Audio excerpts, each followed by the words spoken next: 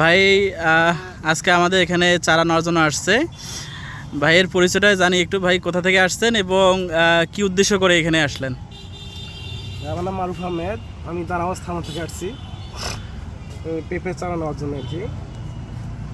আচ্ছা, এখানে ওইদিকে তো আরও নার্সারি আছে না, আছে ভাই। তো এখানে আসলেন? এখানে পছন্দ হয়েছে, চারার কোয়ালিটি মোটামুটি ভালো, ওই জন্য এখান থেকে নিতে আসছি আর কি।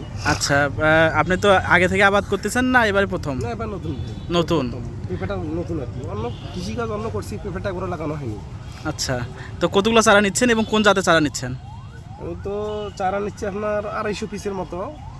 হ্যাঁ, আর চারটা হচ্ছে আপনার সুইটি জাত সিলেক্ট করার কারণটা? বাজার বিশ্লেষণ করে দেখছি সুইটি জাতটা মোটামুটি আর কি, ফলন মোটামুটি আসলে পাওয়া যায়, তো ওই জন্য সুইটি জাতটা এবার লাগাইতে হচ্ছে। আচ্ছা, আপনি যে 250 চারা নিচ্ছেন, 250 চারা কতটুকু জমিতে রোপণ করবেন ভাবছেন? 250 চারা আপনার 26-27% জমিতে।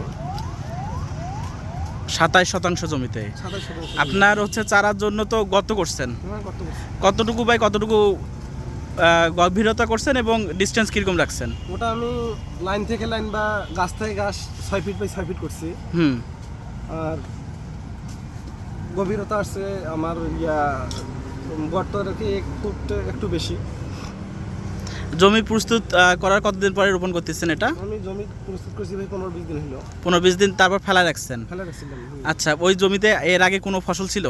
হ্যাঁ, এর আগে আলু দিছিলাম। আলু দিছিলেন, আর সেক্ষেত্রে তো আমরা জানি যে আলুতে অনেক পরিমাণ ভিটামিন ইউজ করার কারণে, সার ইউজ করার কারণে পরবর্তীতে যে জমি রোপণ করা হয় না কেন তখন আর বেশি মেডিসিনের প্রয়োজন হয় না, একটা কথিত কথা, সারটা কম লাগে। আলু জমিতে একটু অবশিষ্ট সার থেকে যায়, তো হ্যাঁ, ওই জন্য আলু জমিতে যে কোনো ফসল লাগাইলে আর কি মোটামুটি ভালো হয়। আচ্ছা, তো আপনি সুইটি জাতে চারা নিচ্ছেন? জি ভাই। আচ্ছা, এটা হচ্ছে আজকে কি রোপণ করবেন? না, আজকে না ভাই, এটা রোপণ করবো কালকে বিকেলে। কালকে বিকালে? আচ্ছা, এখন তো মোটামুটি ভারী বৃষ্টি হচ্ছে, তো সেক্ষেত্রে আপনি পরবর্তীতে কী ধরনের পদক্ষেপ নেন যদি পরিমাণে বৃষ্টি হয়? তো সেক্ষেত্রে আপনার অনেকে বলে যে এই সময় বৃষ্টি, বর্ষা মৌসুমে আসলে চারা রোপণ করা যাবে কিনা, আপনি তো রোপণ করতেছেন, অবশ্যই তো পরবর্তীতে কোনো একটা ব্যবস্থা নেবেন। ব্যবস্থা নিব ভাই, দেখি রোপণ করি। হ্যাঁ, ব্যবস্থা তো নেওয়াই লাগে। অনেকে ভয় পায় আর কি। না, ভয় পায় কিন্তু মৌসুম আছে আর কি ভাই, লাগানো যায় আর কি। লাগানো যায়, তো এইটা আমি আপনার কাছে কেন কথাটা বললাম, কারণ হচ্ছে মানুষের জন্য এই ভয়টা না পায় যে সারা বছরের জন্য।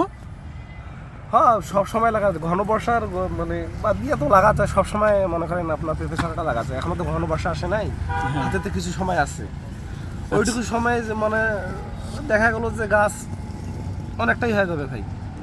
হ্যাঁ, তো এটা হচ্ছে আপনার 3 থেকে 3.5 মাসের মধ্যে তো ফল আসা শুরু হয়ে যাবে।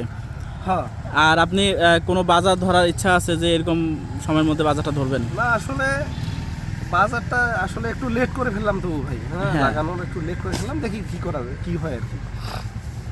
আচ্ছা, তো আপনাকে আর বিরক্ত করবো না, ছোট্ট একটা পরামর্শ নিব আপনার কাছ থেকে। যারা পেঁপে চাষ করতেছেন, অন্য কোনো ফসলের তুলনায় পেঁপেটা আসলে চাষ করতে গিয়ে আসলে কীরকম সফলতা পাবেন, কিংবা অন্য ফসল চাষ করা ভালো হবে না পেঁপে চাষ করা ভালো হবে, এইটা একটু বিষয়। পেঁপে চাষ করা যায় ভাই, বুঝছেন, ম্যানেজমেন্টের মধ্যে থাকলে শেষে পেঁপে চাষ করে ভাই আসলে লাভজনক হওয়া সম্ভব।